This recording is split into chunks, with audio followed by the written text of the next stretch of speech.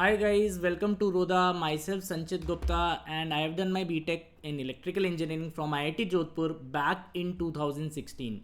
And from then on, I worked in corporate for a year and two, and then I joined my passion for teaching in 2019. From there on, I have been teaching for CAT and IPMAT for the last 7 to 8 years, and I have worked with a lot of brands. Recently, I was associated with Allen. आज मैं आपका एक arithmetic session लूँगा यहाँ पर, जिसमें majorly मैं ratio proportion variation एक टॉपिक होता है, बहुत ही इंपॉर्टेंट बेस टॉपिक होता है अरिथमेटिक का, उसके ऊपर आई विल डिस्कस. उससे पहले मेरे पास काफ़ी एक्साइटिंग न्यूज़ है for all the Rodha family and all the I P MAT family. We will be starting with R I P MAT courses from the session. Okay, so जैसे आपको पता है आई पी मैट इंदौर 12 मई को है. सो पहले हम उसी पे फोकस करेंगे. अभी will be launching a lot of free sessions. So let me show you the concept. Okay, so this is the concept. So I will be taking a lot of marathons. So I P MAT Indore के बारे में आपको थोड़ा सा guide कर देता हूँ. So it's a premium exam I P mat.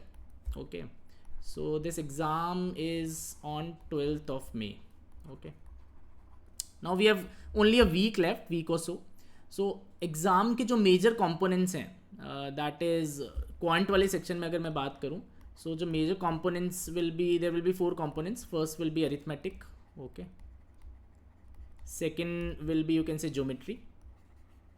Third I can say numbers, and the last one will be algebra. So इसी पे पूरा एग्ज़ाम का जो भी डिसीजन है वो इसी चारों टॉपिक्स पे आपका डिपेंड करता है. तो इन चारों की marathons I will be taking. Okay, I will be taking marathons for all of them. Okay, marathons में हम क्या करेंगे, प्रीवियस ईयर क्वेश्चंस भी करेंगे, फ्यूचर ईयर क्वेश्चंस भी करेंगे, पी वाई क्यूज़ भी करेंगे.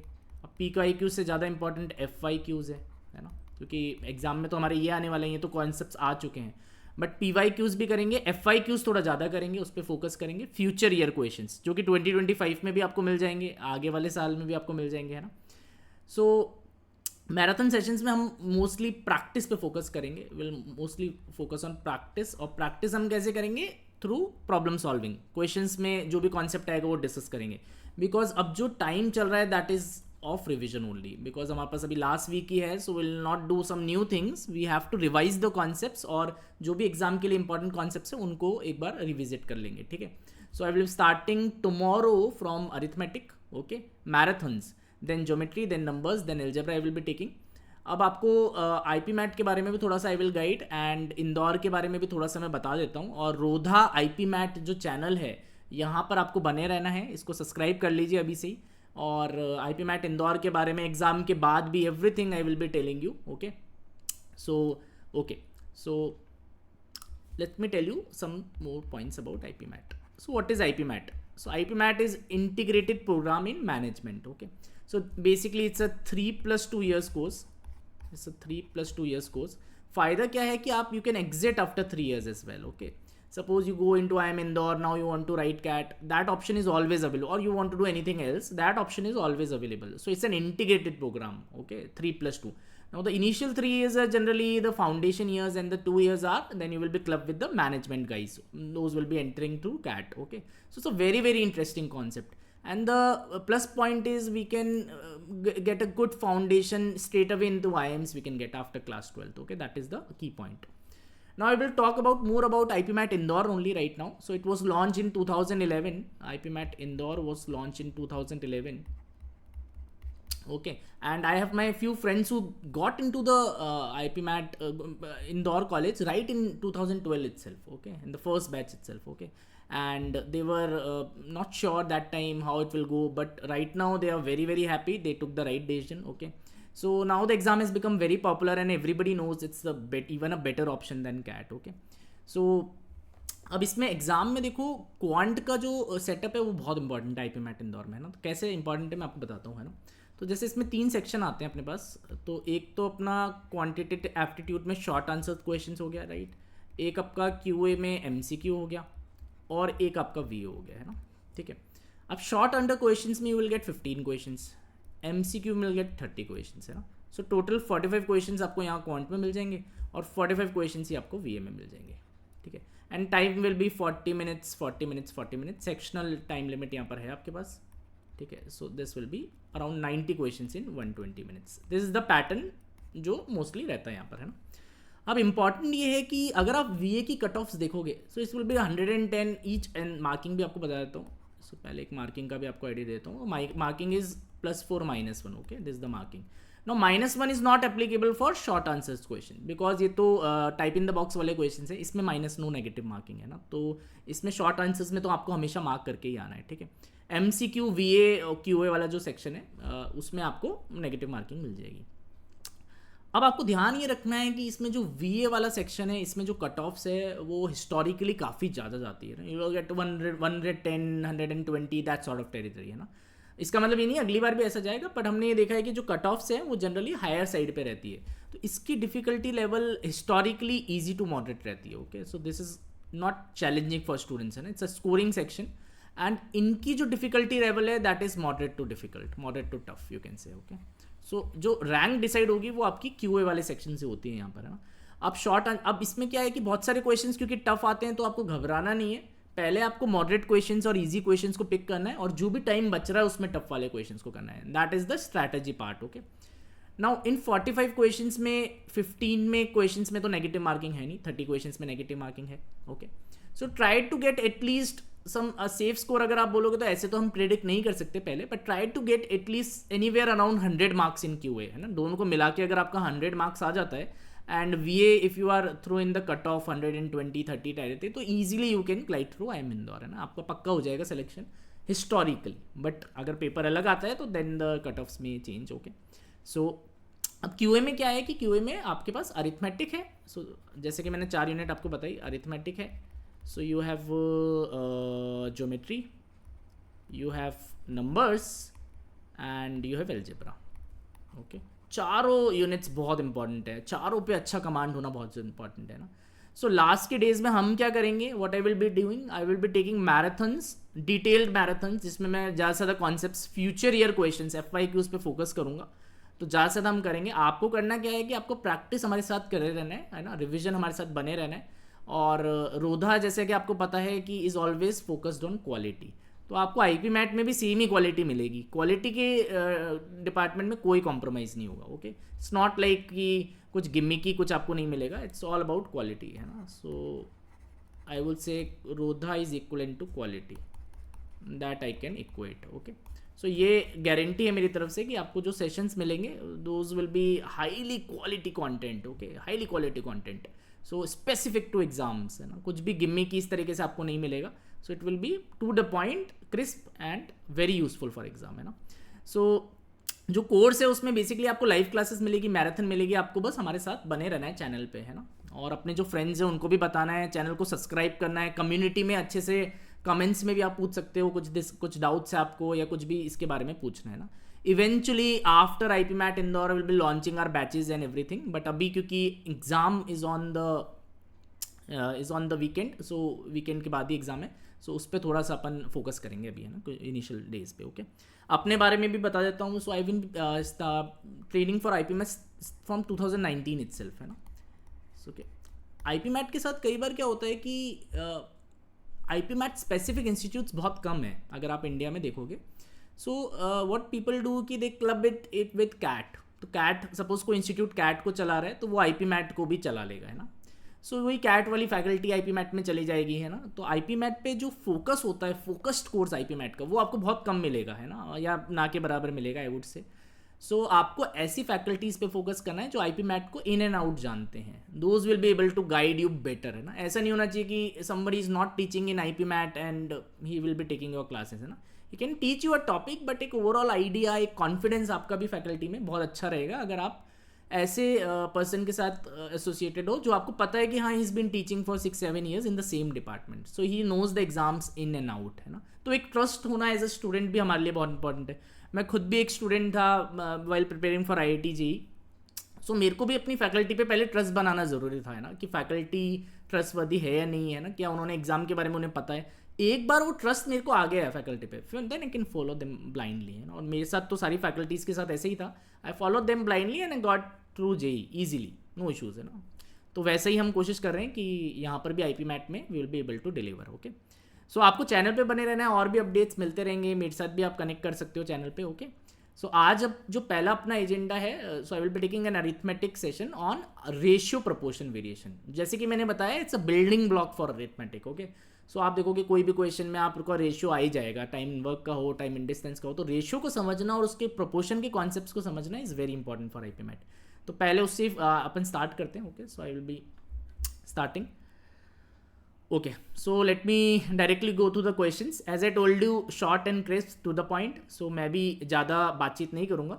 So आपको कंटेंट से ही आपको पता लग जाएगा कि किस तरह का क्वालिटी है. Okay, so this is the first question. Okay, so पहले क्वेश्चन को रीड कर लेते हैं. क्वेश्चन कह रहा है the ratio of present ages of A and B, है ना. तो सबसे पहले देखते हैं, मुझे लग रहा है उसमें रेशियो दिख रहा है क्वेश्चन में मुझे, और कुछ एजेस का कॉन्सेप्ट दिख रहा है ना. Ages is basic equation formation होता है एजेस में. सो ठीक है, अब पढ़ते हैं. देखो, है ना. तो कह रहा है the ratio of present ages of A and B is 3:7, है ना. तो रेशियो दे रखा है.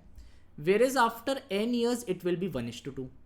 ठीक है, तो एक काम करते हैं, प्रेजेंट एज अगर दे रखी तो मान भी लेते हैं साथ में, है ना. ठीक है, इसका मुझे समझ नहीं आ रहा क्या करना है, बट अभी क्वेश्चन को पढ़ के मैं आपको अप्रोच भी सिखाऊंगा कि कैसे सोचना है क्वेश्चन में, और थोड़ा आराम आराम से हम करेंगे ना, because we are learning. So ages वाला कभी भी क्वेश्चन आए तो आप ऐसे इस तरह की मैट्रिक्स बना सकते हो. What I do, this is the present age, है ना. सो ए की प्रेजेंट एज सपोज 3x मान लेते हैं, और बी की सपोज 7x मान लेते हैं. ठीक है, ऐसा मान लेते हैं. अब इसने बोला n ईयर्स के बाद, तो इसका तो यार कुछ नहीं कर सकते n ईयर्स के बाद, है ना. n तो पता ही नहीं है ना, तो इसको एक बार स्किप करते हैं ना. ठीक है, find the difference between their edges after 2n years, है ना. 2n भी नहीं पता, इसको भी स्किप करते हैं ना. If the ratio of their, तो काफ़ी स्किप हो गया. If the ratio of their edges 15 years ago, हाँ ये अच्छा लग रहा है, वॉज 1:4, है ना. सो 15 ईयर्स अगो, यानी 15 ईयर्स आप बैक में चल जाओ, और एक पास्ट कोई टाइमलाइन आ गई, अब मुझे पता नहीं कौन सी है ये, है ना. और इसमें जो रेशियो है वो 1:4 है, तो इसको y मान लेते हैं, इसको 4y मान लेते हैं. तो सब कुछ अभी अजम्पशन पे ही चल रहा है. n भी आ गया, y भी आ गया, x भी आ गया, कुछ भी नहीं हमें पता नहीं है. ठीक है, कोई दिक्कत नहीं है. सो ये अब इस तरह की कोई टाइमलाइन की कभी भी दो मैट्रिक्स आ गई, तो आपको क्या सोचना है ना. जैसे मैं आपको साइड में इधर बताता हूँ, है ना. जैसे सपोज a और b है, ये दोनों सपोज फ्रेंड्स हैं ना, या ब्रदर्स हैं सपोज, है ना, ब्रदर्स हैं. सपोज प्रेजेंट में मैं ऐसी एग्जाम्पल लेने के लिए, A is 40 years old and B is let's say 35 years old, है ना.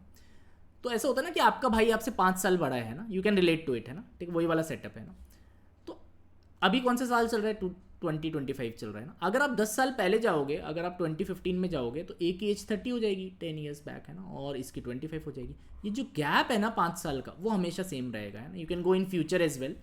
सो एज गैप जो होता है दो लोगों के बीच में, that is always constant in any timeline. ये फंडा है इस क्वेश्चन का, है ना. तो फंडा क्या है, एज गैप किन्हीं भी दो लोगों में किसी भी टाइमलाइन में हमेशा सेम होता है ना.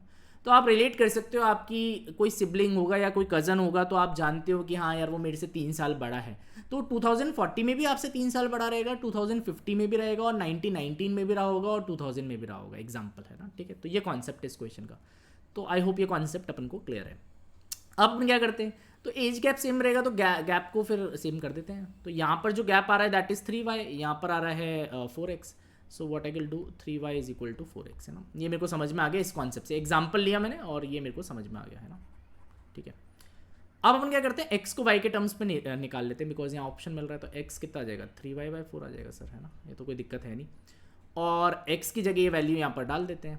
सो अगर आप यहाँ पर 3y/4 डालोगे, this becomes 9y/4 and this becomes 29y/4, है ना. तो मैंने इसको हटा दिया. ठीक है, सो मैंने y में ही अब पूरा लिख लिया ना. अब क्या करना है, okay this much is sorted.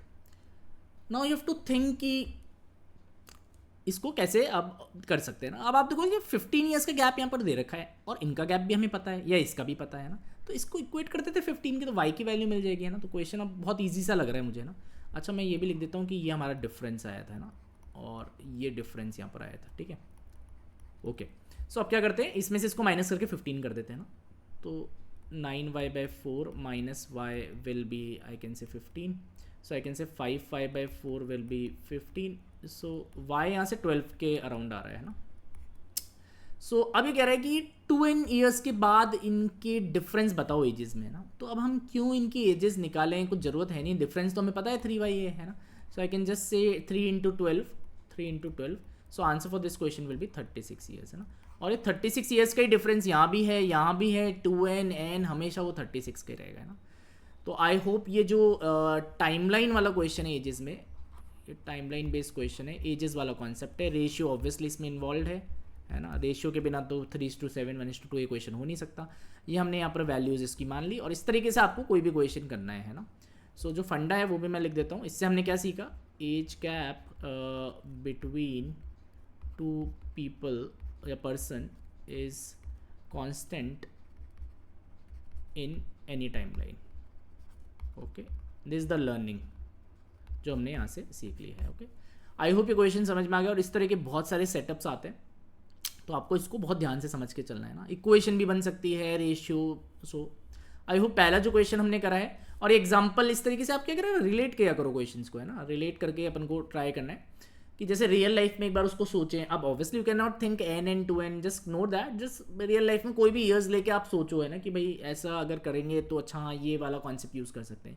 एक बार आप उसे रिलेट कर लोगे रियल लाइफ में तो फिर वो आपके ब्रेन में इंग्रेंड हो जाएगा। तो जब भी ऐसा क्वेश्चन आएगा तो ब्रेन ऑटोमेटिकली कनेक्ट कर लेगा और आप उसको एटलीस्ट ट्राई तो कर पाओगे क्वेश्चन को। So let's move on to the next question, अगले क्वेश्चन पे चलते हैं। आई होप पहला क्वेश्चन में आपको मज़ा आया होगा और काफ़ी कुछ सीखने को मिला होगा। Okay, next question. Okay, so it's a PYQ, है ना। तो पहला जो क्वेश्चन था ये तो FYQ था, फ्यूचर ये क्वेश्चन है। हो सकता है आपको 3-4 दिन बाद ही इस तरह का कोई कॉन्सेप्ट मिल जाए एग्जाम में। Now this is a PYQs। PYQs are also equally important because वो कॉन्सेप्ट एग्जाम में आ चुका है तो वो तो आपको करके जाना ही है ना। उसको तो यू कैन नॉट स्किप, क्योंकि वो दोबारा रिपीट भी हो सकता है, उस पर कोई और क्वेश्चन बन सकता है ना। So PYQs are very very important. और ऑब्वियसली जब भी हम कुछ भी कोर्स डिज़ाइन कर रहे हैं तो PYQs पे एग्जाम में जो आ रहा है उसको ध्यान रख के ही वी विल डिज़ाइन कि भाई अच्छा ये वाले क्वेश्चंस आते हैं तो इसके जैसे क्वेश्चंस तो करने ही हैं। एंड उसके अलावा फिर और भी बहुत सारी वेराइटीज़ करनी है ना, बहुत सिलेबस है इसका। सो अब देखो कभी भी इस तरह का सेटअप आपको दिख जाएगा, है ना, something upon something is equal to something upon something. तो अब ये क्वेश्चन को एक बार साइड में करते हैं। तो इसको देखते ही मुझे याद आ रही है कॉम्पोनेंडो एंड डिविडेंडो की सेटअप की, है ना, आपने पढ़ा होगा, राइट। तो अपन इसको एक बार इग्नोर करते हैं। तो let's say concept P/Q is equal to R/S। Suppose ये इस तरह के दो रेशियो बराबर दे रखे हैं ना। सो कई लोग क्या करते हैं, कॉम्पोनेंडो एंड डिविडेंडो का रिजल्ट तो याद कर लेते हैं वो, है ना, बट वो कैसे आ रहा है वो नहीं समझते हैं। तो मैं आपको थोड़ा कैसे भी बताता हूँ। तो आप क्या करोगे, जैसे आपको कोई बोलोगे दो रेशियो बराबर है तो you can add +1 both sides. आप +1 दोनों साइड कर सकते हो, क्या फ़र्क पड़ेगा, है ना। दोनों साइड में +1 करेंगे तो +1 करके भी बराबर हो जाएंगे दोनों, है ना। तो अगर आप दोनों में +1 करोगे will get P/Q +1 and R/S +1। So will get P+Q/Q is equal to R+S/S। Okay, like that you will get. और आप दोनों साइड -1 भी कर सकते हो। So P/Q -1 is equal to R/S -1। So we'll get P-Q/Q is equal to R-S/S, है ना। So this sort of setups you will get. So I hope ये अपन को समझ में आ रहा है ना। अब आप और इसको LHS को इसको LHS से डिवाइड कर दो, इसको RHS को इसको RHS से डिवाइड कर दो। सपोज इसको 1 बोला, इसको 2 बोला। This is the concept of componendo and dividendo, CND rule जो हम बोलते हैं, है ना। तो वो मैं आपको एक्सप्लेन कर रहा हूँ। तो अब इसको इससे डिवाइड करोगे तो you'll get P+Q/P-Q is equal to R+S/R-S। This the CND rule, है ना।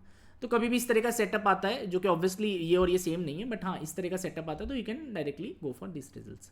पर इस क्वेश्चन में अच्छी बात ये है कि हमें रिजल्ट को यूज़ हम नहीं कर रहे हैं, ना। जैसे मैं जो अप्रोच में बता रहा हूँ, मैं रिजल्ट को यूज़ नहीं कर रहा हूँ, मैं ये वाले स्टेप को यूज़ करूँगा ना। This step I will be using, ठीक है। ये स्टेप बड़ा इंपॉर्टेंट है और क्यों यूज़ करूँगा वो भी आपको बताऊँगा, है ना। तो इस तरह का क्वेश्चन आएगा तो आपको पहले सोचना है कि यार इसको बेस्ट ऑप्टिमाइज्ड वे क्या हो सकता है करने का, है ना। बिकॉज आपको कई लोग बच्चे इसमें वैल्यू डाल के भी ट्राई करते हैं, but that is not the correct approach in exam, है ना। हो सकता है वो आप कोई केस मिस कर जाओ, उस टाइम ध्यान नहीं जाए, है ना। तो आपको फुल एंड प्रूफ मेथड से ही ट्रस्ट करना है अपनी प्रिपरेशन पे, है ना। सो हम देखो इसमें मैं आपको एक इंटरेस्टिंग बात बताता हूँ कि मैंने ये वाले स्टेप को हाईलाइट क्यों करा है ना। देखो यहाँ भी B लिखा है और यहाँ भी B लिखा है ना, और यहाँ D लिखा है, यहाँ भी D लिखा है ना। तो अगर इस B और D को भगाना है तो -1 कर सकते हो दोनों साइड, है ना। -1 करोगे तो ये ऑटोमेटिकली हट जाएगा ना। सो अब एक बार मैं ट्राई करता हूँ, अगर ये अप्रोच काम नहीं करेगी तो I will think of something else, पर अगर ट्राई करना है तो मैं दोनों साइड -1 कर देता हूँ। Okay, so what I am doing, I am subtracting -1 both the sides. Okay, अभी मुझे पता नहीं इट विल वर्क, है ना, बट D और B को एलिमिनेट करना है तो आई एम थिंकिंग ऑफ समथिंग। और ऑप्शंस में A और C भी कई जगह दिख रहा है ना, लेट्स ट्राई कि कुछ हो जाए। सो अब ऑब्वियसली ये B से B कैंसिल हो जाएगा, A+B -B+C एंड नीचे यहाँ B+C आ जाएगा और यहाँ पर आ जाएगा आपके पास C+D -D+A अपॉन D+A। अब हमारा जो टास्क था वो तो अकम्प्लिश हो गया, ये कट गया, है ना। सो A -C अपॉन B+C, इसको आप इधर ही ले आओ सो वैसे तो ये c माइनस ए लिखा है बट इधर आएगा तो a माइनस सी बन जाएगा, ठीक है। दिस अ बेसिक ट्रांसपोज हम कर रहे हैं, यहाँ तक आ गया ना।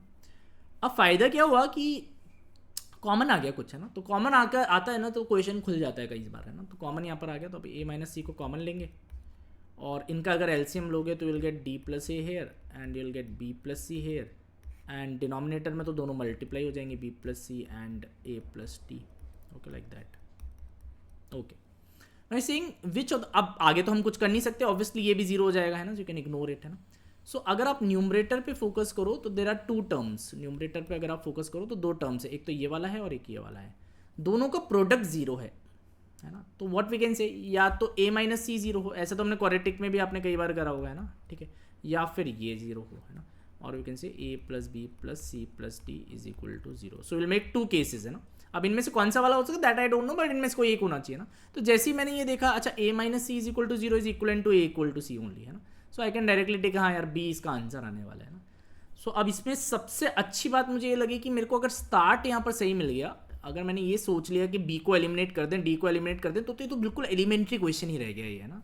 सो आपको हमेशा क्वेश्चन को सोच के ये देखना है, ऑप्शन देखना है एक बार, अगर MCQ है तो ऑप्शन देखो पहले और ऑप्शन से हिंट ले सकते हो, या फिर ऐसे सोच सकते हो कि यार अगर ऑप्शन नहीं है तो कैसे इसको स्टार्ट करें कि आपको एक तरीका मिल जाए, एक, है ना, पाथ मिल जाए। हर बार वो पाथ सही हो नॉट नेसेसरी, बट कोशिश ये करनी है कि वो जो पाथ अपने सेलेक्ट करा है पहली बार में ज़्यादा से ज़्यादा वो सही हो जाए, तो क्वेश्चन ज़्यादा से ज़्यादा हम अटेम्प्ट कर सकते हैं। तो this was a PYQ of 2023। तो आगे चलते हैं। सो आई होप दूसरा वाला कॉन्सेप्ट भी हमें समझ में आ गया, और इसी CND रूल के ऊपर अभी क्या है +1 -1 करके खूब सारे कॉम्बोज यू कैन प्रैक्टिस, है ना, तो ये ध्यान रखना।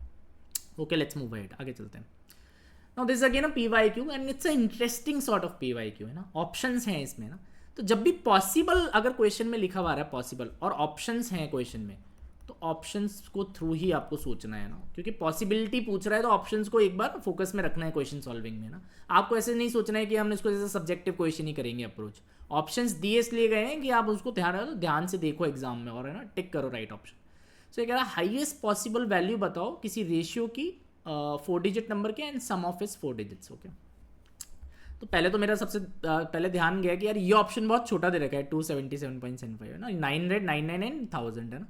तो इसके आंसर होने के चांसेस मुझे सबसे कम लग रहे हैं, ठीक है, जो मेरा IQ बोल रहा है मेरे को कह रहा है बी वाला ऑप्शन के चांसेस सबसे कम है, पर हो सकता है लेट्स सी, है ना, क्योंकि तीनों ऑप्शन A C D तो फिर भी थोड़े क्लोज हैं और B तो आउट ऑफ दिस वर्ड है और हाईएस्ट पॉसिबिलिटी पूछ रहा है, तो B के चांसेस अभी थोड़े कम लग रहे हैं ना। लेट्स सी, देखते हैं।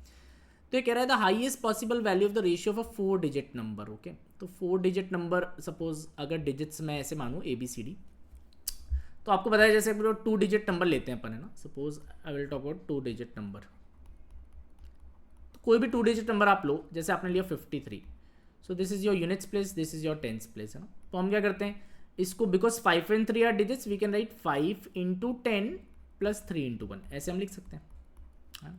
इसी तरह आप 3 डिजिट नंबर में भी कर सकते हो, जैसे 241 है, right. So this is units, this is tens, this is 100, again you can open like this, है ना, 2 × 100 + 4 × 10 + 1 लाइक दैट, है ना। इसी तरह अगर 4 डिजिट नंबर है तो आप कैसे ओपन करोगे, बट अब मैं डिजिट्स यहाँ पर नहीं ले रहा हूँ, मैं उसके लेके सिंबल्स ले रहा हूँ, बिकॉज हमें पता नहीं है। So this is the unit place, this is the tens place, this is the 100 place, this is the 1000 place, है ना। तो I can directly write this will be 1000A + 100B + 10C + D। Okay, so this is a 4 digit number, इसको मैंने इस तरीके से लिखा है and the sum of its 4 digits. Okay, अब जैसे आपको बोला 2 डिजिट नंबर में सम ऑफ डिजिट्स क्या होगी, तो 8 होगी, इनको ऐड करना है 5 + 3, है ना। सम ऑफ डिजिट्स का तो नंबर से ज़्यादा रिलेशन है नहीं, आपको डिजिट्स को ही ऐड कर देना है ना, ठीक है, नंबर की वैल्यू से फर्क नहीं पड़ रहा है उसमें। देन 2 + 4 + 1, यहाँ पर 7 आ जाएगा ना। तो यहाँ पर क्या आएगा sum of the digits, I will get A + B + C + D। Okay, इस रेशियो को इसने बोला मैक्सिमाइज करो, ये क्वेश्चन है ना। ऑब्वियसली मैंने बोला ऑप्शन का ध्यान रखना है ऐसे क्वेश्चन में, पॉसिबल वैल्यू आ रही है ना। तो पहले मैंने कॉन्सेप्ट बता दिया, this is number formation, number कैसे बनता है, ये हमें यूज़ करा हमने थोड़ा सा नंबर को लिखने के, ठीक है। इस तरह अगर आप 4 डिजिट का भी अगर सपोज आपको एग्जांपल लेना तो आप ले सकते हो, है ना, ऐसा नहीं है कि मैं एग्जांपल नहीं लेना चाह रहा, तो ये अपन ले सकते हैं, ठीक है। So this will B 7 × 1000 + 2 × 100 + 5 × 10 + 3, okay like that. अब बोल रहा है कि हाईएस्ट पॉसिबल वैल्यू बताओ इसकी, है ना। तो हाईएस्ट पॉसिबल वैल्यू के लिए मेरे को लग रहा है कि दो कॉन्सेप्ट हैं, तो न्यूमरेटर को आप ज़्यादा से ज़्यादा करो, डिनोमिनेटर को कम करो, है ना, ऐसा कर लो आप, है ना। या फिर आप हाँ, अब दोनों एक साथ होगा या नहीं होगा वो सोचना है, दोनों एक साथ कैसे ऑप्टिमाइज करना पड़ेगा, उसको कैसे ऑप्टिमाइज करें, है ना, ठीक है। सो that will B very very tricky. तो कई लोग इसमें क्या करते हैं कि नंबर को बड़ा कर देते हैं, है ना। तो व्हाट दे विल ट्राई कि यार सर नंबर है ना, क्वेश्चन कर ही क्यों रहे हो, ABCD अगर 4 डिजिट नंबर है तो आप इसको, तो मैंने आपको क्या बताया कि या तो आप न्यूमरेटर को बढ़ा लो और डिनोमिनेटर को कम कर लो, है ना। अब दोनों एक साथ करना, ऑप्टिमाइज करना है दोनों को एक साथ, वो थोड़ा सा देखना पड़ेगा, है ना। तो अगर रेशियो को मैक्सिमाइज करना है तो न्यूमरेटर को ज़्यादा से ज़्यादा करना है और डिनोमिनेटर को कम से कम करना है। बट न्यूमरेटर और डिनोमिनेटर भी रिलेटेड है, बिकॉज ABCD तो आप ही फिल कर रहे हो ना, तो वो रिलेटेड है, तो वो ऑप्टिमाइज कैसे होगा वो देखना है ना। तो थोड़ा सा चैलेंजिंग हो जाता है। अगर दोनों अलग अलग होते तो हम न्यूमरेटर को अलग कर लेते, बढ़ा लेते, डिनोमिनेटर को अलग कम कर लेते और ऑटोमेटिकली क्वेश्चन हो जाता, ठीक है। अच्छा, कई लोग इसमें क्या करते हैं कि नंबर से थोड़ा एक्साइट हो जाते हैं कि ABCD एक नंबर है तो सबसे बड़ा ही कर लेते हैं ना सर, इसको क्वेश्चन कर ही क्यों रहे हो आप, है ना। सो ट्राई ऐसे करते हैं कि सर ऐसे कर लो ना, नंबर आप तो ये लिख दो एंड 9 + 9 + 9 + 9। दिक्कत ये होती है कि काफ़ी बड़ा आ जाता है डिनोमिनेटर इसमें ना। सो 9 को अगर आप 36 से डिवाइड करोगे सम से, तो शायद B ऑप्शन मिलेगा, जो कि कहीं से भी ऑप्टिमल नहीं है। लगता तो ऑप्टिमल है कि यार सर नंबर हमने सबसे बड़ा लिया है, बट डिनोमिनेटर भी तो बढ़ गया, है ना। 36 इज़ अ ह्यूज नंबर, है ना, ठीक है। तो फिर आंसर छोटा आ रहा है ना। तो ये थोड़ा सा एक इसमें इंटरेस्टिंग पार्ट है, और ऑप्शन में भी वो दिया है इन्होंने, है ना, ठीक है। तो क्या करेंगे, तो सर सम को मैं सोचता हूँ कि सर डिनोमिनेटर को अपन रखते ही नहीं है, बिल्कुल ही ख़त्म कर देते हैं। तो व्हाट आई विल डू, इसको भी 0 रख दो। अब इनको 0 रखने का एक रीज़न है, ठीक है। तो ये तो ऑटोमेटिकली हट जाएगा ना, this will be gone, this will be gone, this will be gone, this is gone, this is gone, this is gone. इसको सिर्फ 1 रख देते हैं। तो denominator 1 is the peak of optimization. 1 ही डिनोमिनेटर कर दिया मैंने ना, बिल्कुल ही खत्म कर दिया डिनोमिनेटर। अब जो नंबर है वही आंसर आ जाएगा, और ए को I can always keep 1। So answer will be 1000 × 1000, हो गया ना ऑप्टिमाइज, है ना। अब कई बच्चे इसमें बोलते हैं कि सर यहाँ 2 भी तो रख सकते थे, है ना। सो यहाँ 2000/2 आ जाता, पर बात तो वही थी ना, 1000 से ज़्यादा तो आप जा नहीं सकते, है ना। सो अगर 1000 आपका मैक्सिमम ऑप्शन किसी भी पॉसिबिलिटी से अगर आ रहा है तो सीधे यू कैन टिक इट, है ना, ठीक है। बाकी अपन को इसमें डिस्कशन की जरूरत नहीं है, बिकॉज हाईएस्ट 1000 ही ऑप्शन है और वही ऑप्टिमाइज हो रहा है ना। सो आई होप ये भी आपको समझ में आ गया। तो इस तरह के क्वेश्चन में आपको प्रेजेंस ऑफ माइंड यूज़ करना है ना, प्रेजेंस ऑफ माइंड यूज़ करना है अपन को। And hit and trial is a very good strategy, है ना। सो अगर मान लो किसी बच्चे को ये नहीं भी आता नंबर फॉर्मेशन, आप कुछ नहीं, आप plane vanilla hit and trial करो अलग अलग, अच्छा हाँ ऐसे ऑप्टिमाइज होता है ना। और मेजरली आपको इन 3 ऑप्शन पे ही फोकस करना था, है ना, बिकॉज ये टॉप वाले ऑप्शन से हाईएस्ट पूछ रहा है, तो इनमें से कोई अगर एक बन जाए तो उसके अराउंड यू कैन वर्क, है ना। बट हमारा हाईएस्ट वाला ही बन गया, डिनोमिनेटर को मिनिमम करके लॉजिक से, डिनोमिनेटर को मैंने 1 ही कर दिया, है ना। So that is the optimize way of solving this question, है ना। काफ़ी अच्छा क्वेश्चन था और ये डूएबल क्वेश्चन था। आप ये नहीं बोल सकते कि सर इसमें रेशियो का कोई कॉन्सेप्ट लग रहा है, ये डूएबल कॉन्सेप्ट है, जनरल क्वेश्चन है ये, ठीक है, जिसमें नंबर्स भी है, रेशियो भी है। ओके, आई होप क्लियर है। सो आगे चलते हैं, आई होप आप लोगों को मज़ा आ रहा है। सो इसी तरह के अगर क्वेश्चंस और करने हैं तो हमारे चैनल पे आपको बने रहना है ना। So let's move ahead on to the next question. Okay, so this is the next question. अब अभी मैंने आपको थोड़ी देर पहले ही डिस्कस किया था CND रूल, है ना। अब CND रूल का रिजल्ट यूज़ करूँगा, उस टाइम CND रूल का प्रोसेस यूज़ करा था, अब रिजल्ट यूज़ करूँगा, है ना। सो CND रूल, ओके, क्या था रूल अगर ऐसे बताया था आपको, A/B = C/D के बराबर है, तो I can say A + B / A - B = C + D / C - D। ये रूल आपको बताया था, है ना। ये डायरेक्ट रिजल्ट है ना। तो वैसे तो रिजल्ट की ही इंपॉर्टेंस होती है, बट कई बार उसका जो प्रोसेस है वो भी अगर हम सीख लें तो क्वेश्चन सॉल्विंग एबिलिटी बढ़ जाती है ना, ठीक है। तो यहाँ पर तो मैं रिजल्ट यूज़ करूँगा, है ना। पर ये क्वेश्चन बहुत ही इंटरेस्टिंग है। तो पीस ने हमें कुछ दे रखा है, अब आप बोलोगे सर ये अभी यहाँ दिख नहीं रहा, कैसे करना है ना। तो अब इसको टर्म को एनालाइज करो, P + 2x P - 2x, कहने से यही वाला फॉर्मेट है, आपको दिख रहा होगा ना, यही वाला फॉर्मेट है, P + 2x P - 2x, अब आपको दिख रहा होगा ना। अभी इसको इग्नोर करो, तो ये यही वाला फॉर्मेट है। तो ये कहाँ से बना होगा, इसको अगर मैं P रख लूँ और इसको अगर मैं 2x रख लूँ, तो फिर मैं इसमें अगर लगाऊंगा तो रिवर्स सोच रहे हैं, है ना। So I am thinking in reverse manner, है ना। I hope you are able to get it, बड़ा ईजिली दिख रहा है। सो अपन क्या करते हैं कि 2x P/2x 2x को नीचे ले आते हैं ना। तो ऊपर बच जाएगा 2y यहाँ पर, क्योंकि 4xy है और x + y, इस तरह का सेटअप आ जाएगा। Now what I can do, now I can apply the CND rule. This is my A, this is my B, this is my C, this is my D. Now I'll apply CND rule. अब आप rule को apply कर लो। So LHS will get this only now, है ना। So P + 2x / P - 2x will be how much? 2y + x + y / 2y - x + y, ठीक है। तो बड़ा ईजी है इसको अप्लाई करना, पर इंपॉर्टेंट ये कि पी और 2x को ही क्यों अलग करा है ना, बिकॉज वो रिवर्स सोचना है, तो ये बहुत इंपॉर्टेंट है, रिवर्स सोचना है, ऑप्टिमाइज करना है हर स्टेप पे है ना, ऐसा कर देते हैं ना, ठीक है। अब इसको अपन लिख लेते हैं। So what I will get x plus 3y here and I will get y minus x here, I guess, है ना, ठीक है। सो ये तो बड़ा ईजी स्टेप्स हैं, तो ये आ गया है ना। अब इसमें क्या करना है, इसमें ऑब्वियसली p अपॉन 2y कर लेते हैं अलग, है ना, तो इसमें हम थोड़ा सा कलर दूसरा कर लेते हैं जिससे ऑप्टिमाइज हो जाए। तो अब अपन p अपॉन 2y कर लेते हैं।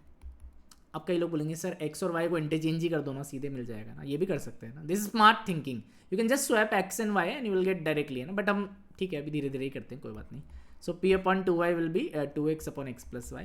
So again you can apply the CND rule and you will get p plus 2y upon p minus 2y as how much? 2x plus x plus y and 2x minus x plus y. So I'll get 3x plus y upon x minus y, I guess, है ना। So ये दोनों आ गया। अब हमें बस कुछ नहीं करना, इन दोनों को ऐड करना है एंड देन अलजेब्रा है, थोड़ा सा सॉल्व कर लेते हैं, तो देख लेते हैं क्या हो रहा है ना। So let us add these two, इस वाले टर्म को और इस वाले टर्म को ऐड करते हुए चलना है ना। सो अब एक चीज़ नोट करो, इसमें y माइनस एक्स है तो इसमें भी y माइनस एक्स बना लेते हैं, ठीक है। तो सीधे इनको ऐड करते हैं। तो अगर नीचे यहाँ y माइनस एक्स बनाऊँ मैं, तो मेरे को इसको नेगेटिव करना पड़ेगा ऊपर, है ना, तो नेगेटिव कर देता हूँ ऊपर, नीचे y माइनस एक्स होगा। अब फ़ायदा ये होगा कि डिनोमिनेटर तो अब हो गया सॉर्टेड, है ना। अब न्यूमरेटर में x माइनस 2x आएगा तो माइनस 2x आ जाएगा and 3y minus y will be 2y। 2 common लोगे तो y minus x upon y minus x, so that will go away, 2 is the answer, okay। so it's a very very interesting question and जो यहाँ पर learning है, तो ratio में देखो CND rule का बहुत इंपॉर्टेंस है ना।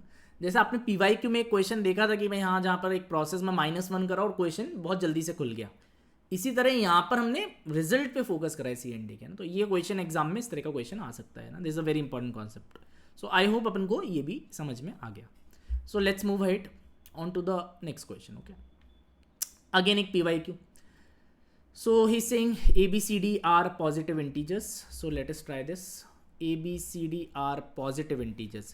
So positive integers है, मतलब इसका यूज़ है कहीं ना कहीं ना। positive integers होते हैं not zero.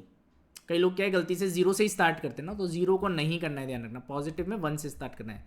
So that's why I wrote zero and cancelled it, है ना, तो ये वाले आ जाएंगे ना। अच्छा, नॉन नेगेटिव इंटीजर्स लिखा हो then you can consider zero, okay. तो ध्यान से पहले एक फंडा मैं बता देता हूँ। जैसे पॉजिटिव इंटीजर्स लिखा है क्वेश्चन में, start with 1 1 2 3 4, these are positive numbers, है ना, इंटीजर्स। एंड अगर नॉन नेगेटिव इंटीजर्स लिखा है then you can start with 0, okay, non negative, क्योंकि इसमें नेगेटिव नहीं होना है बस, है ना, रेस्ट एवरीथिंग इज सेम, है ना। सो ये फंडा एक बार ध्यान रखना, क्योंकि ये बहुत सारे आईपीमैट क्वेश्चंस में positive integers non negative integers लिखा हुआ आता है, तो ध्यान रखना ये, ठीक है। और इन जनरल भी क्वेश्चंस में आता ही है। तो चारों पॉजिटिव इंटीजर्स का नाम है 2023। मेरे को बहुत इंटरेस्टिंग बात आपको बताता हूँ इंदौर के एग्जाम के बारे में, है ना। सो ये लोग क्या करते हैं कि जिस भी साल का पेपर है उसमें उसी नंबर को यूज़ करने की कोशिश करते हैं, कोशिश, है ना। जैसे अगर आप 2019 वाला पेपर भी देखोगे ना इंदौर का, तो उसमें भी आपको एक पॉलीगन का क्वेश्चन मिलेगा जहाँ पर 2019 डिग्रीज यूज़ करा हुआ है। So it's an interesting observation. बहुत सारे एग्जाम्स हैं दुनिया में जो इस पैटर्न को फॉलो करते हैं ना, intentionally they will use that number in the year of examination. For example 2025 में एग्जाम हो रहा है तो किसी क्वेश्चन में 2025 को यूज़ करेंगे, ऐसा, है ना। सो इंटरनेशनल ओलंपियाड्स भी हो गया, even IIT JEE has used it many times, IPMAT Indore भी ये कई बार करता है। देखो मैंने आपको 2 इंस्टेंसेस तो बता ही दिए, ठीक है। So it's a fun fact, okay.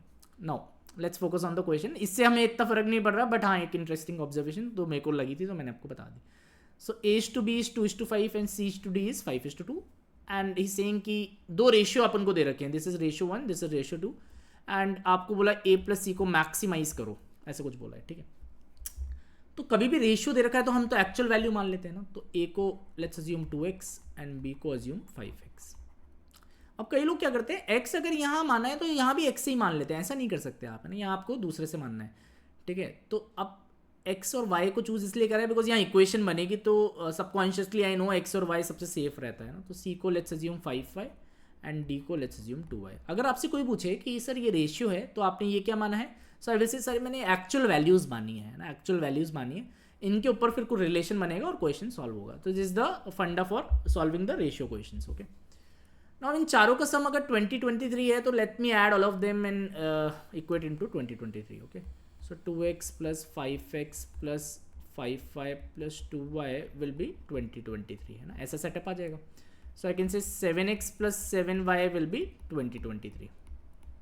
Okay, so now it will try a plus C को तो अभी ठीक है पिक्चर में रखते हैं.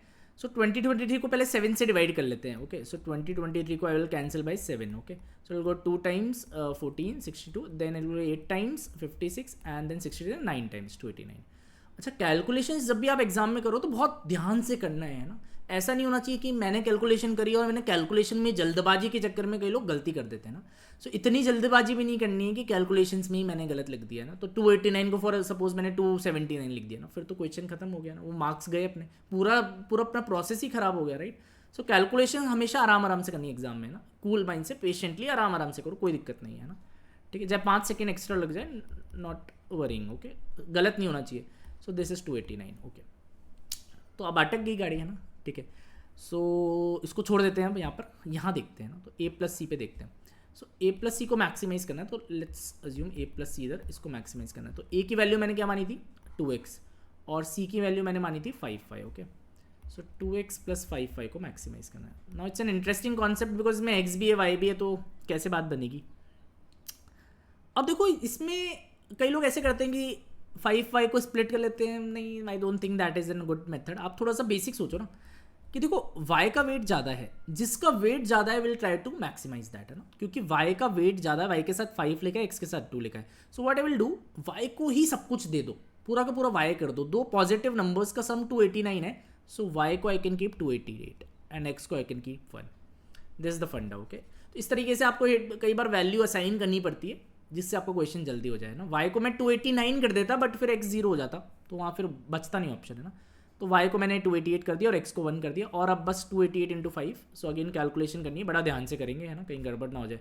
बिकॉज दिक्कत ये है कि इन एग्जाम्स में क्योंकि 15 क्वेश्चन 15 क्वेश्चन में ऑप्शन ही नहीं है, so you have to be very very careful है ना. और उसमें सेक्शनल कट ऑफ भी है ना, so you have to be very careful while doing the calculations है ना. So this is 1440, this is 1440 and this is 2 into 1, so 2. So answer will be 1442. This is the final answer for this question. Okay, so ये काफ़ी interesting question था, doable question था. आई will से moderate level का ही question था ये. बस आपको वैल्यू असाइन करने वाला कॉन्सेप्ट एक मेरे को अच्छा लगा इसमें, और पॉजिटिव नॉन नेगेटिव वाला चीज़ें हमने सीख ली, और रेशियो से एक्चुअल वैल्यू कैसे लेते हैं ये कॉन्सेप्ट तो बेस कॉन्सेप्ट है ये रेशियो का ना. So let's move ahead. Okay, now let's try the next question. Question कह रहा है find the number of candidates who had applied for an examination if it is known. तो हमें एक रेशियो दे रखा है कि सेलेक्टेड अपॉन नॉन सेलेक्टेड का है ना, तो मैं लिख लेता हूँ. इसने बोला सेलेक्ट अपॉन नॉन सेलेक्ट, ये कितना दे रखा है हमें 14/25 है ना. ये वर्ड प्रॉब्लम लग रही है, नॉर्मल है ना. इन केस इफ 35 लेस, अच्छा अप्लाइड भी है, कुछ कैंडिडेट्स है ना, कुछ सेलेक्ट होंगे कुछ है ना. सो अपने ऐसे सोचते हैं कि अप्लाइड में से ही कुछ सेलेक्ट होंगे और कुछ सेलेक्ट नहीं होंगे है ना, ऐसा अपन सोचें. ठीक है, ये तो ही है ना, तो टोटल अप्लाइड होंगे ना. तो अपन एक काम करते हैं ना इसमें है ना, इसमें अपन यहाँ पर सेलेक्टेड और नॉन सेलेक्टेड को पहले कुछ मान लेते हैं ना. ठीक है, या फिर पहले एक बार क्वेश्चन पढ़ लेते हैं फिर सोचें है ना. ठीक है, अभी मेरे को डिसाइड नहीं करता, पहले क्वेश्चन पूरा पढ़ता हूँ. In case if 35 less candidates had applied and 10 less has been selected, ratio of selected to applied would have been. Okay, अच्छा ये भी बहुत इंटरेस्टिंग है, सेलेक्टेड टू अप्लाइड कर दिया अब इसने ना. तो हम इसको यहीं पर सेलेक्टेड टू नॉन सेलेक्ट कर लेते हैं दोबारा है ना. Selected to non select will be, अगर 8 अप्लाइड है और उसमें से 3 सेलेक्ट हो रहे हैं तो नॉन सेलेक्ट 5 होंगे है ना. सो इसको मॉडिफाई कर लेते हैं यहाँ पर है ना. ठीक है, बिकॉज यहाँ ट्रैप है, तो इस तरह के ट्रैप्स पेपर में आते हैं, इनको पहले ध्यान से अलग से एक बार लिख लो है ना, कहीं इन ट्रैप में हम ना फंस जाए कि पहले जो रेशियो दे रखा है अभी भी वही दे रखा होगा ना, वो ध्यान रखना है ना. ठीक है, तो ठीक है, अब समझ गया मैं.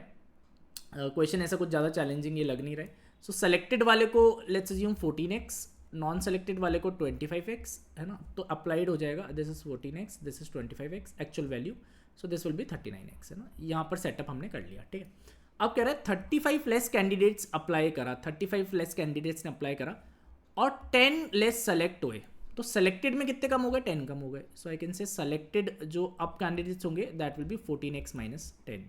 ठीक है, और नॉन सेलेक्टेड नए वाले क्या होंगे भाई, 10 यहाँ कम हो गए तो 25 यहाँ कम हुए होंगे, टोटल 35 कम हो गए आपके, 10 यहाँ पर कम हो गए, यहाँ 35 माइनस हो गया, 10 यहाँ माइनस हो गया तो 25 यहाँ माइनस हो गया ना, तो this will B 25x minus 25। ये रेशियो में दे रखा 3/5 एंड इसको सॉल्व कर लेते हैं। तो ये तो रेशियो फॉर्मेशन के ऊपर क्वेश्चन है, एक्चुअल वैल्यू अज्यूम करके रेशियो को फॉर्म करना है ना, काफ़ी बेसिक सही क्वेश्चन लग रहा है। बस एक ट्रैप ये ध्यान रखना इस तरह का है। Okay so you can cancel it, 5 से कैंसिल कर देता हूँ, इसको इधर ले आते हैं। सो 14x minus 10 will be how much, 15x minus 15। सो यहाँ से धीरे मिल गया मेरे को, डायरेक्टली x की वैल्यू 5 आ गई। ठीक है, अभी क्या कह रहा है, find the number of candidates who had applied for the examination. तो अप्लाइड का आंसर होगा, अप्लाइड वाला इधर से आप ले लो, 39x हमने माना था ना, सो 39 इंटू 5 होगा ना, तो बेसिकली 195 आ जाएगा ना। ओके, ऑप्शन से आप ये कर सकते थे कि वो 39 का ही कोई मल्टीपल होगा। सो 39 का मल्टीपल जैसे ये नहीं है तो ये कैंसिल हो जाएगा, ये भी नहीं है तो कैंसिल हो जाएगा, तो 2 ही ऑप्शन बचे है ना। सो लाइक दैट, अगर MCQ वाला क्वेश्चन आ रहा है तो ऑप्शंस को भी यूज़ करना है एग्जाम में, है ना। This is very important, competitive exam है, कौन सी अप्रोच से आप आंसर ला रहे हो doesn't matter in the exam. Exam में आंसर सही होना इज इंपॉर्टेंट है ना। किसी ने अगर ऑप्शन से भी अपन से जल्दी कर दिया है तो that is also fine by him, है ना। ठीक है, सो ये ध्यान रखना है ना, अप्रोचेज हमें सारी आनी चाहिए। ओके, सो आई होप ये भी क्लियर है। Let's move on to the next concept, है ना। सो हमने अब रेशियो के बहुत सारे क्वेश्चन करे हैं यहाँ पर, तो रेशियो ही चैप्टर में जो लिंक होता है रेशियो से वो होता है वेरिएशन का, है ना। So let's try some questions of variations now, है ना। सो ये कह रहा है A, B, C, D, E are positive quantities. Okay, A varies directly with B square when C, D, E are constant. तो 5 quantities are there. Okay, so लिख लेते हैं पहला वाला, है ना। A varies directly with B square, everything else is constant. ये मान के चलते हैं ना, क्योंकि दिख रहा है कि हर जगह वो चेन बनी हुई है। ठीक है, तो उसको इग्नोर करते हैं। A varies directly with B square and this done. B varies inversely with this, है ना। तो इन्वर्स वेरिएशन में ये रेसिप्रोकल होके जाता है, जो भी आगे लिखा है ना। तो B varies inversely with C की power 3/2, like that I can right, है ना।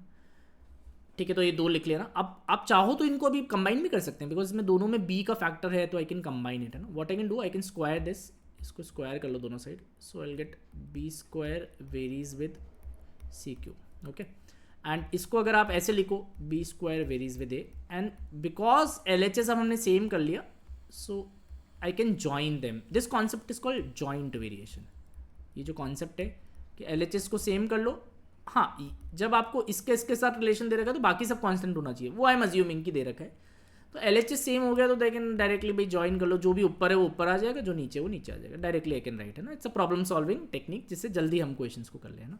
सो अब हमने इन दोनों को कंबाइन करके सीधे यही लिख लिया, दिस इज कॉल्ड, ये हमारे पास रिजल्ट आ गया अभी के लिए, joint variation. This is called joint variation. ठीक है, अब आगे क्या करना है ना, I don't know, let's try. ठीक है, अच्छा ज्वाइन भी यहाँ इनको यूँ करा बिकॉज इसमें B कॉमन था, तो मैंने सोचा यार एक साथ ही लिख देते हैं ना, अलग अलग की जगह ना। ठीक है, चलो अब इसका यूज़ होगा क्वेश्चन में, अभी देख लेते हैं। C varies directly with D square, so sing C varies directly with D square and C varies directly with E cube. अच्छा, ये तो डायरेक्टली हमें C की ही दोनों वैल्यू दे रखी है, तो C को भी इनको भी again we can apply the same concept, joint variation यहाँ भी कर लो। तो C varies with D square E की पावर 8/3। ठीक है, यहाँ तक आ गया। अब ये पूरा हमने पढ़ लिया और इसमें हमने 2-2 का पेयर बना के जॉइंट वेरिएशन यूज़ कर लिया ना। अब अगर if each of B, C, D, E double ratio of old to new values of as. अच्छा, ठीक है, समझ गया। तो पहले अपन को इसमें रिलेशन बनाना पड़ेगा, है ना। ठीक है, अब देखो यहाँ पर C is in the driving seat और यहाँ भी C है, तो अच्छा इन दोनों को स्वैप कर लेते हैं ना। सो what I will gate, C cube varies with A upon B square. ठीक है, ये तो अपन कर ही सकते हैं, और यहाँ भी C क्यूब में बना लेते हैं ना यार, इसको क्यूब कर लेते हैं। So cubing what I will get, so D की पावर तो 6 हो जाएगी, और इसको 3 अगर पावर चढ़ाओगे तो E की पावर 8 हो जाएगी, है ना। So this much I will gate. Again in दोनों को ज्वाइन कर लो, है ना, तो यही करना है, बस ज्वाइन करते जा रहे हैं हम, है ना। सो अगेन इन दोनों को ज्वाइन कर लेंगे तो what will get, I will gate C cube varies with A ऊपर आ गया, D की पावर 6 आ गई, E की पावर 8 आ गया, और B का स्क्वायर आ गया, है ना। Like that something of this scenario I will gate, है ना। अब क्योंकि A की बात हो रही है तो A को ही निकाल लेते हैं ना, just go for A। So A varies with, ये इधर चला जाएगा, ये नीचे चले जाएंगे, A varies with B square C cube D की पावर 6 E की पावर 8, ये आ गया, है ना। तो बस यहीं तक निकालना था, अब A हमने निकाल लिया ना। अब आई थिंक क्वेश्चन हो जाएगा, है ना, बिकॉज मेरे को कॉन्फिडेंस आ गया कि मैंने सबको रिलेट कर लिया और A के टर्म्स में मैं ले आया, है ना। अब कह रहा है B को भी डबल करोगे, C को भी डबल करोगे, D को भी डबल करोगे, E को भी डबल करोगे, है ना। तो B को डबल करोगे तो 2B लिखोगे, है ना। A डैश को अगर अपन सोचें तो यहाँ 2b लिखेंगे ऐसा, यहाँ 2c लिखेंगे, है ना, d को भी डबल कर रहा है, सबको डबल कर रहा है ना ये, ठीक है। तो अब आप बी सी डी और ये तो जो होगा वो सेम ही होगा, वो तो कुछ फर्क नहीं पड़ा ना। तो यहाँ पर 2 की पावर 2, 2 की पावर 3, सो यहाँ पर 2 की पावर 5 आ गया है ना। एंड अगर आप चाहो तो आप ये भी लिख सकते हो ना। अच्छा ये वेरिएशन में ही चल रहा है, इक्वल नहीं है, बट हाँ ठीक है, हमें रिलेशन का आइडिया लग जाएगा कितने टाइम्स हो रहा है ना। डी की पावर 6, ई की पावर 8। अच्छा जब हम एग्जाम में क्वेश्चन को सॉल्व करें तो पूरा पूरा लिखने की भी जरूरत नहीं है, some steps you can skip as well, है ना। थोड़ा बहुत स्किप कर सकते हो कि हाँ कि बोर्ड का एग्जाम हो रहा है, पूरा अपन को लिखना है ना। तो 12th क्लास के स्टूडेंट्स को क्या होता है, बोर्ड की बहुत आदत लगी रहती है कि वो पूरा पूरा लिखेंगे। इन एग्जाम्स में थोड़ा सा अपन को चेंज करना पड़ता है अप्रोच, है ना, अपन को शॉर्ट में थोड़ा सा लिखना पड़ता है। जब समझ रहे हैं जब पूरा लिख सकते हैं, बट एग्जाम में जब प्रॉब्लम सॉल्विंग चल रहा है, रिविजन चल रहा है, तो शॉर्ट में थोड़ा एक आध स्टेप, बिल्कुल थ्योरेटिकली नहीं जाना है अपन को, है ना, थोड़ा एक आध स्टेप कहीं ऊपर नीचे हो रहा है तो हम कर सकते हैं। तो दिस इज 2 की पावर 6, 2 की पावर 8, तो 2 की पावर 6 + 8 14, ऐसे पावर्स ऐड हो जाती है ना। यहाँ पर 6 टाइम्स 2 लिखा हुआ है, यहाँ पर 8 टाइम्स 2 लिखा हुआ है, तो 6 + 8 विल बी 14। सो अब यहाँ 5 टाइम्स 2 है, यहाँ 14 टाइम्स 2 है, तो 9 टाइम्स रह जाएगा। तो ए तो यार काफ़ी कम हो गया, राइट। ए की जो new value I that is being divided by 2 की power 9।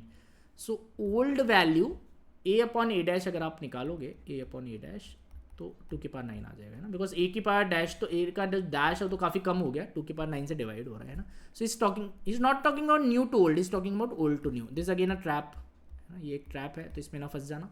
So it's a very very interesting question, ये क्वेश्चन करके तो काफ़ी अच्छा लग रहा है मुझे। So old to new, old is A, new is a' will be 2 की पावर 9 बी। ओल्ड वाला काफ़ी बड़ा था, न्यू वाला तो 2 की पावर 9 से कम हो गया था, ठीक है।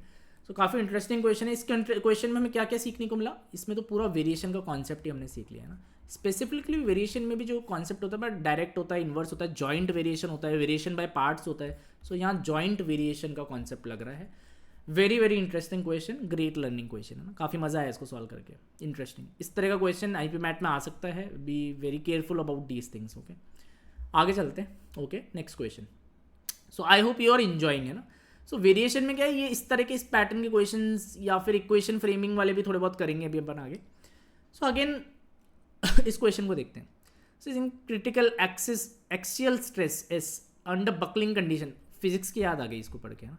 सो हम फिजिक्स काफ़ी सॉल्व किया करते थे और काफ़ी पसंद भी था मुझे physics as a subject, math से काफ़ी रिलेटेड रहता है ये, बिल्कुल फिजिक्स की Young modulus, moment of inertia, length, सब कुछ वही आ गया वहाँ पर, है ना, यादें ताज़ा हो गई पुरानी। अब आपको घबराना नहीं है सर, हमने तो फिजिक्स नहीं पढ़ी, कोई दिक्कत नहीं है, इस क्वेश्चन में फिजिक्स का कुछ है ही नहीं। एस की जगह ए लिखा होता तो भी मेरे को कोई फर्क नहीं पड़ रहा था ना, ई क्या है उससे कुछ मतलब ही नहीं है ना, उनके साथ हो क्या रहा है हाँ वो इंपॉर्टेंट है, वो देख लेंगे, है ना, ठीक है। सो एस हमें कुछ दे रखा है यहाँ पर, अभी बोला आई को इंक्रीज करो, ई और एल को डिक्रीज करो, है ना, तो ये सब हमने बोल रखा है ना। और के के बारे में बात करना है, के के बारे में। तो सबसे पहले अगर अपन इसमें के को ही निकाल लेते हैं फिर, है ना। तो अच्छा पाई स्क्वायर तो कांस्टेंट है, उसको इग्नोर कर देते हैं, तो यहीं से मैं स्टार्ट कर रहा हूँ। सो पाई स्क्वायर को तो इग्नोर कर रहा हूँ, ई यहाँ पर आई है, के स्क्वायर है, एल स्क्वायर है ना, ऐसा कुछ हमें दे रखा है। तो एक काम करते हैं इसमें, okay, axial stress, all other variables constant है ना, तो हमें बस एक्सियल स्ट्रेस को ही देखना है। तो एक काम करते हैं ना, के को भी हम क्यों ही इसमें डालें, ठीक है, एस तो सेम ही रहेगा, एस को तो आप चेंज कर ही नहीं रहे ना।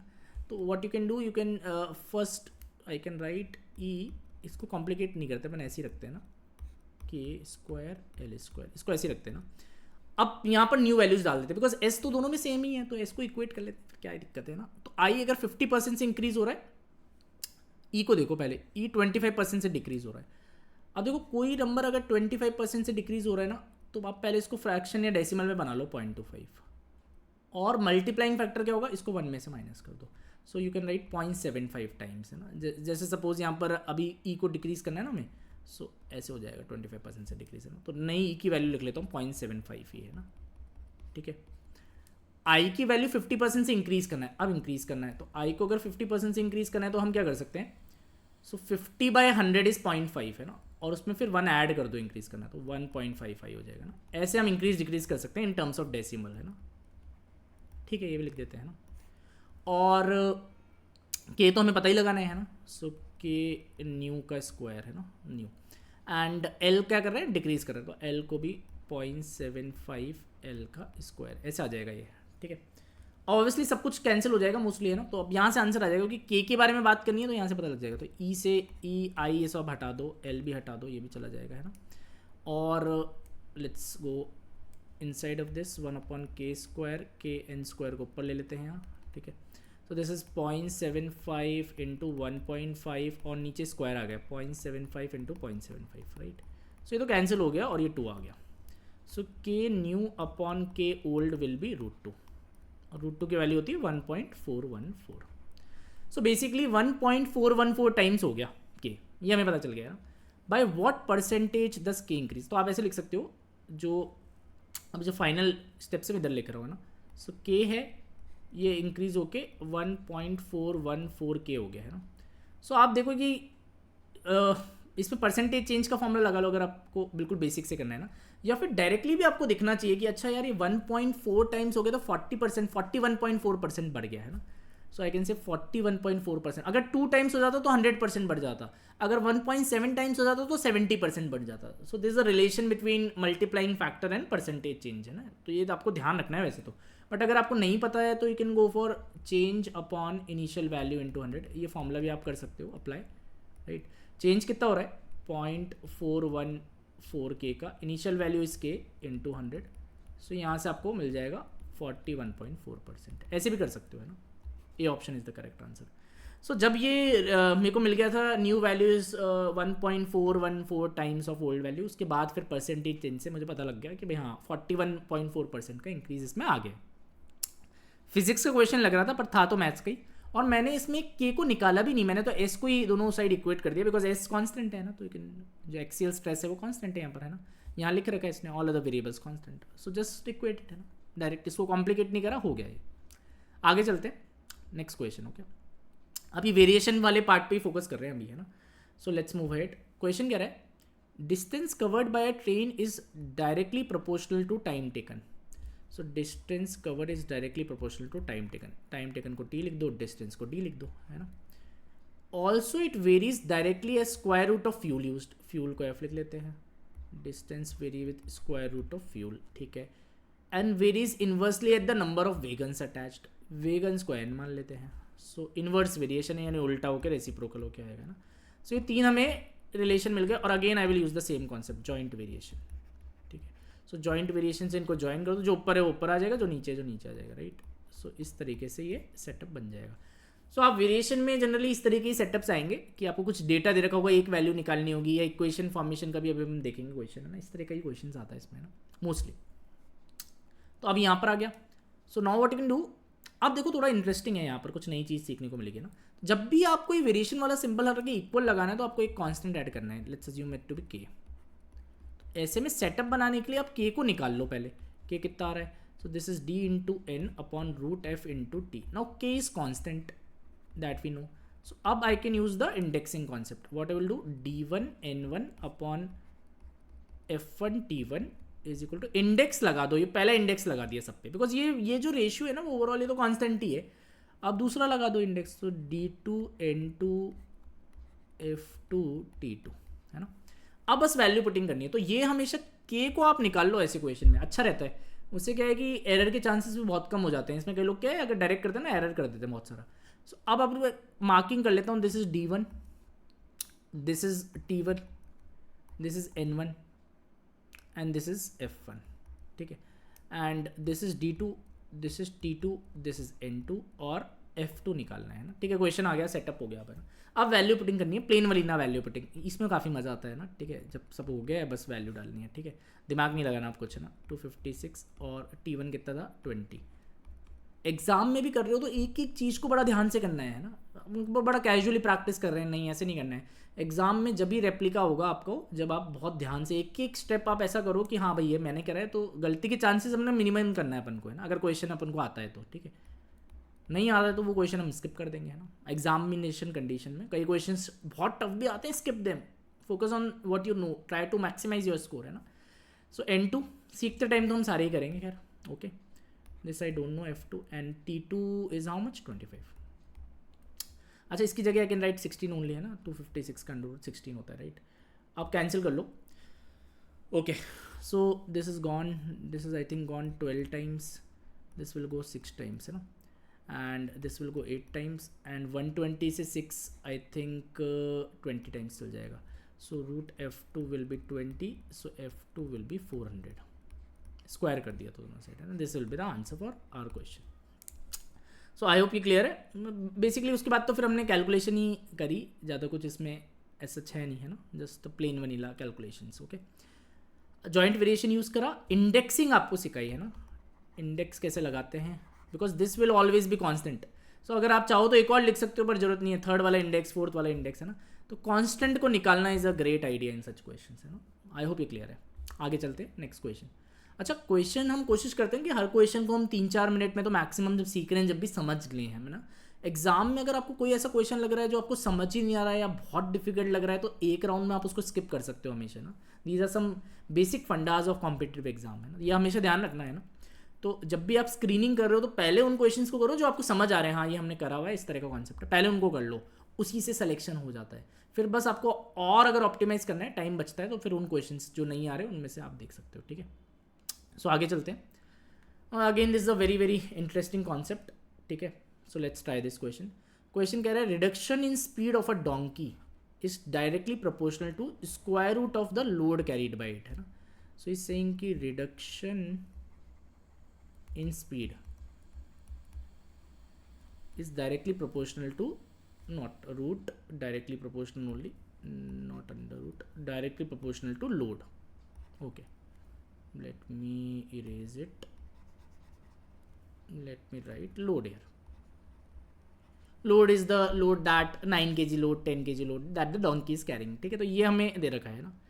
Without any load it can travel at 12, मतलब 12 की नॉर्मल स्पीड है, अंदर जीरो लोड है ना. तो अब आप देखो, this is very very interesting. तो अपन कैसे इसमें बनाएंगे है ना, तो हमें स्पीड बनानी पड़ेगी. सो न्यू स्पीड, ध्यान से देखना है ना, new speed will be 12 minus जो भी रिडक्शन हो रहा है.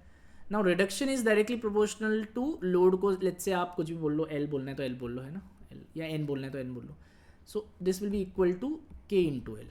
So you can write k into L. This is the reduction in speed. Okay. K is a constant, L is load. ठीक है. This is the new speed. तो speed की equation बननी है. जैसे मैंने कहा ना, वेरिएशन में इक्वेशन बनाने वाले क्वेश्चंस भी आते हैं ना. This is the that variety. Now अब हमें एक डेटा पॉइंट चाहिए, कहीं से हमें k मिल जाए, राइट. तो इसने दे रखा है हमें स्पीड, हमें इसने 10 दे रखी है, ये रही स्पीड 10, और लोड हमें 9 दे रखा है ना. तो स्पीड यहाँ 10 डाल देते हैं और लोड को हम डाल देते हैं 9. सो 9 के ओके ओके स्क्वायर रूट ही था. ओके, दिस में स्क्वायर रूट है ना, I miss this square root, no issues, square root लगा लेते हैं. सो दिस आई मिस, पहले मैंने शायद स्क्वायर रूट ही लिखा था, फिर मैंने हटा दिया था उसको है ना. ठीक है, तो अभी मेरे को याद आया स्क्वायर रूट ही है, तो let's correct it, no issues है ना. हमारी वर्किंग पे कुछ फर्क नहीं पड़ रहा है. So okay, continue.